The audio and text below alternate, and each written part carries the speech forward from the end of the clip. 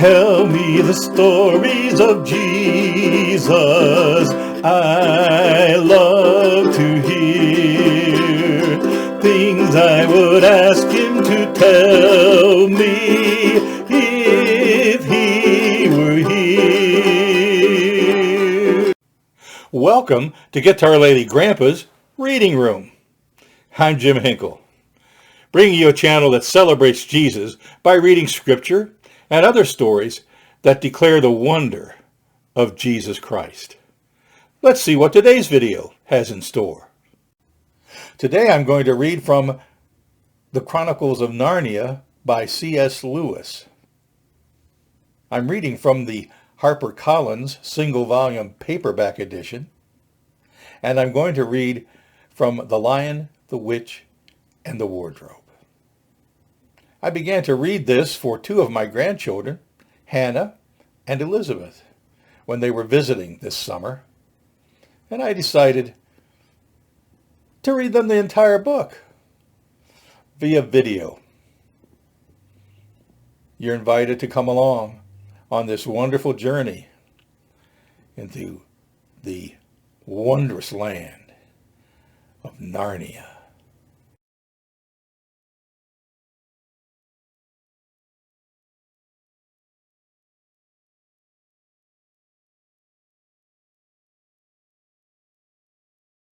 Chapter 8. What happened after dinner? "And now," said Lucy, "do please tell us what happened to Mr. Tumnus." "Ah, that's bad," said Mr. Beaver, shaking his head. "That's a very, very bad business. There's no doubt he was taken off by the police. I got that from a bird who saw it done." "But where's he been taken to?" asked Lucy. "Well, they were heading northwards when they were last seen, and we all know what that means." "Well, no, we don't," said Susan. Mr. Beaver shook his head in a very gloomy fashion. "I'm afraid it means they were taking him to her house," he said. "But what'll they do to him, Mr. Beaver?" gasped Lucy. "Well," said Mr. Beaver, "you can't exactly say for sure, but there's not many taken in there that ever comes out again. Statues. All full of statues, they say it is.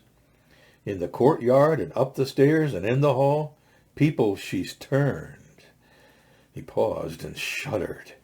"Turned into stone." "But Mr. Beaver," said Lucy, "can't we, we must do something to save him. It's too dreadful, and it's all on my account." "I don't doubt you'd save him if you could, dearie," said Mrs. Beaver, "but you've no chance of getting into that house against her will and ever coming out alive." "Couldn't we have some stratagem?" said Peter. Couldn't we dress up as something or pretend to be, peddlers or anything, or watch till she has gone out, or, hang it all, there must be some way. This fawn saved my sister at his own risk, Mr. Beaver. We can't just leave him to have that done to him."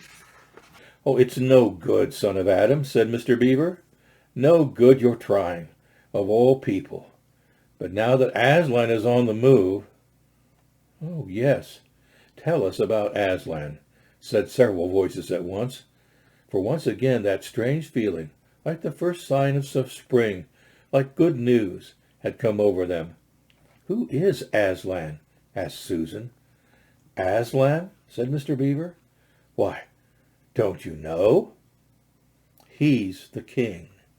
He's the lord of the whole wood, but not often here, you understand. Never in my time or my father's time. But the word has reached us that he has come back. He is in Narnia at this moment. He'll settle the White Queen all right. It is he, not you, who will save Mr. Tumnus." "She won't turn him into stone too?" said Edmund. "Lord love you, son of Adam, what a simple thing to say," answered Mr. Beaver with a great laugh. Turn him into stone?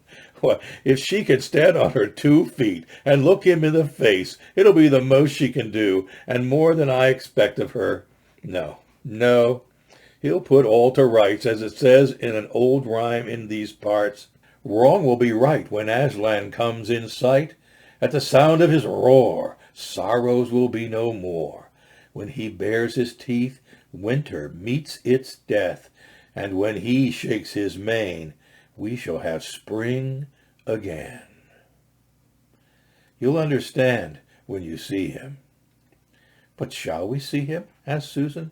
Why, daughter of Eve, that's what I brought you here for. I'm to lead you where you shall meet him, said Mr. Beaver. Is he a man? Asked Lucy. Aslan, a man? Said Mr. Beaver sternly. Certainly not. I tell you, he is the king of the wood, and the son of the great emperor beyond the sea. Don't you know who is the king of beasts? Aslan is a lion, the great lion. Oh, said Susan, I thought he was a man. Is he quite safe? I shall feel rather nervous about meeting a lion. That you will, dearie, and no mistake, said Mrs. Beaver. If there's anyone who can appear before Aslan without their knees knocking, they're either braver than most or else just silly. Then he isn't safe, said Lucy. Safe, said Mr. Beaver. Don't you hear what Mrs. Beaver tells you? Who said anything about safe?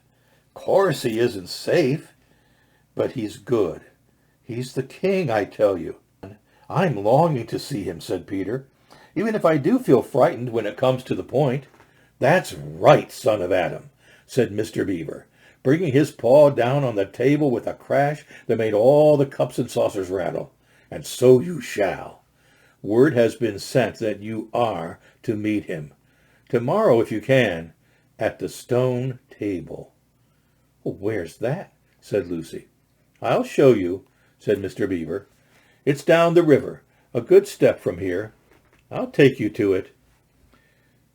But meanwhile, what about poor Mr. Tumnus? Said Lucy.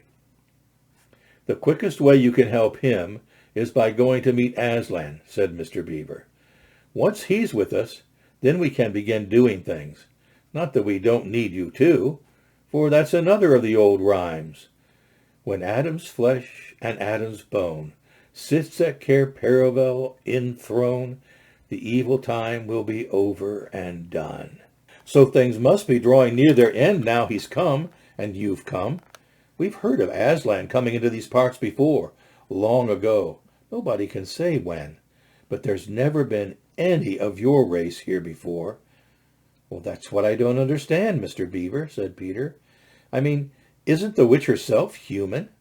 Well, she'd like us to believe it, said Mr. Beaver, and it's on that she bases her claim to be queen. But she's no daughter of Eve.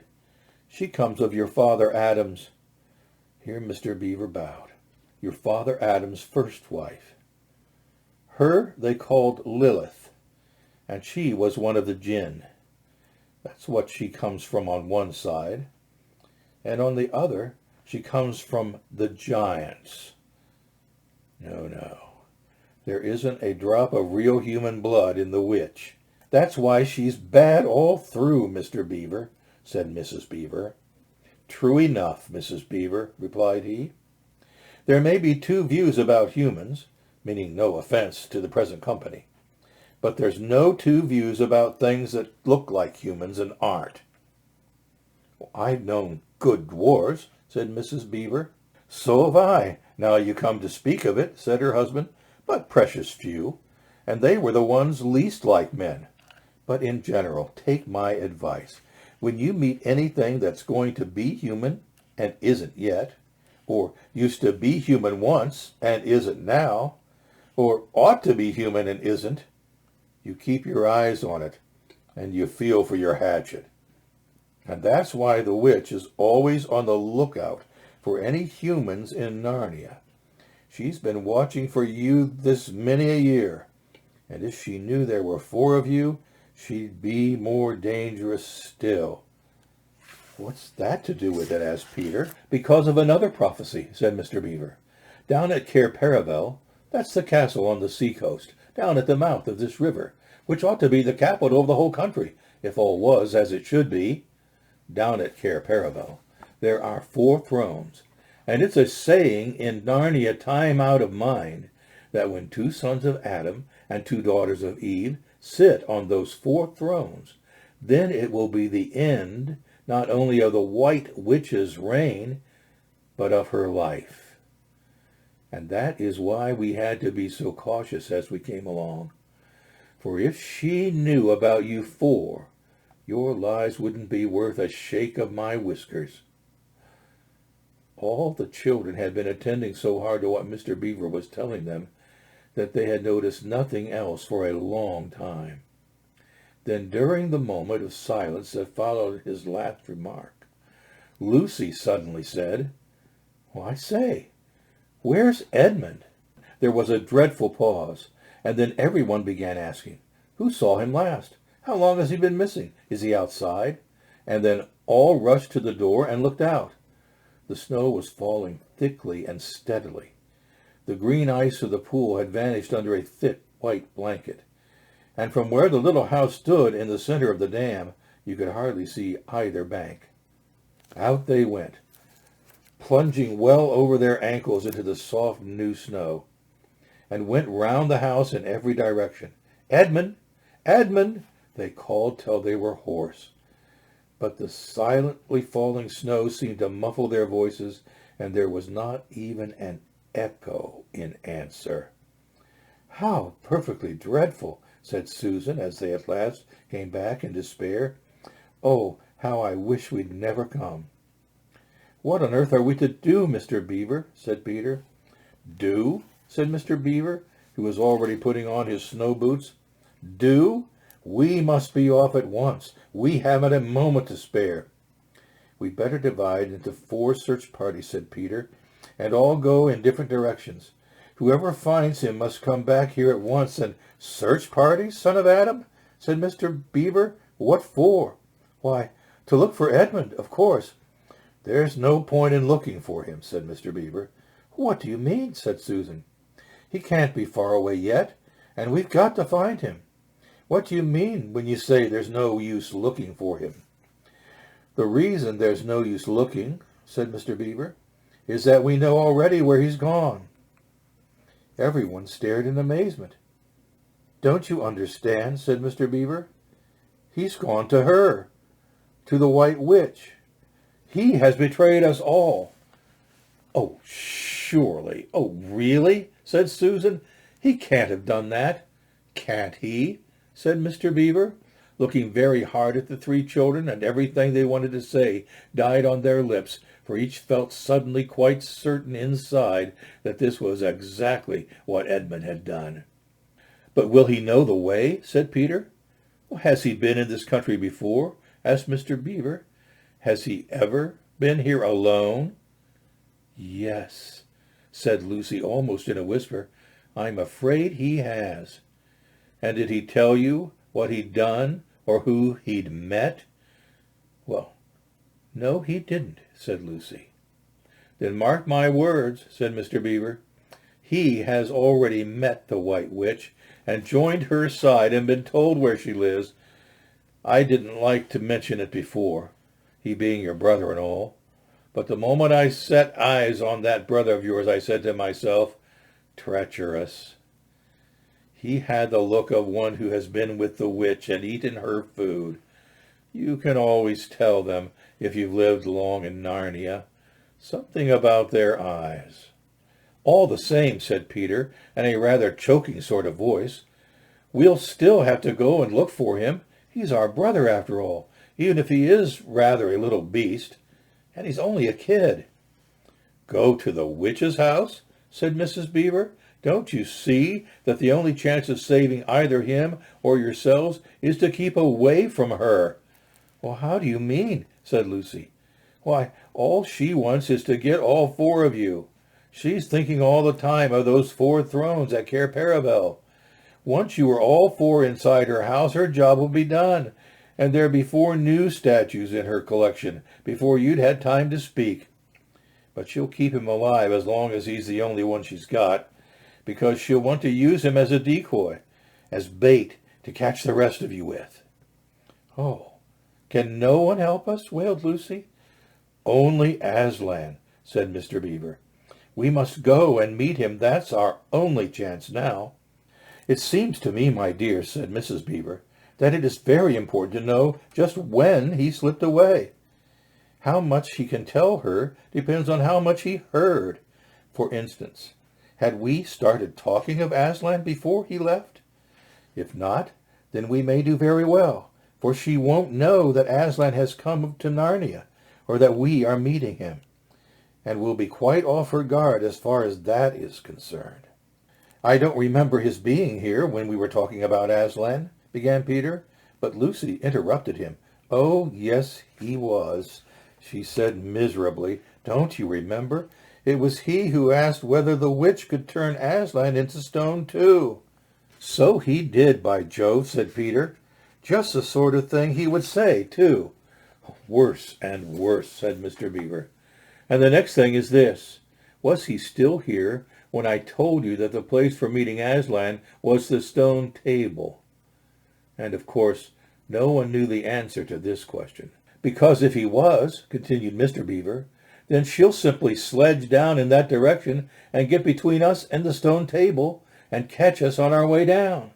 In fact, we shall be cut off from Aslan." "But that isn't what she'll do first," said Mrs. Beaver. "Not if I know her. The moment that Edmund tells her that we're all here, she'll set out to catch us this very night. And if he's been gone about half an hour, she'll be here in about another 20 minutes. "You're right, Mrs. Beaver," said her husband. "We must all get away from here. There's not a moment to lose." I hope you've enjoyed today's reading from The Lion, the Witch, and the Wardrobe, Book 2 of C.S. Lewis's Chronicles of Narnia. If you like what you've heard, hit like and subscribe to the channel, Guitarlele Grampa's Reading Room. See you in the next video.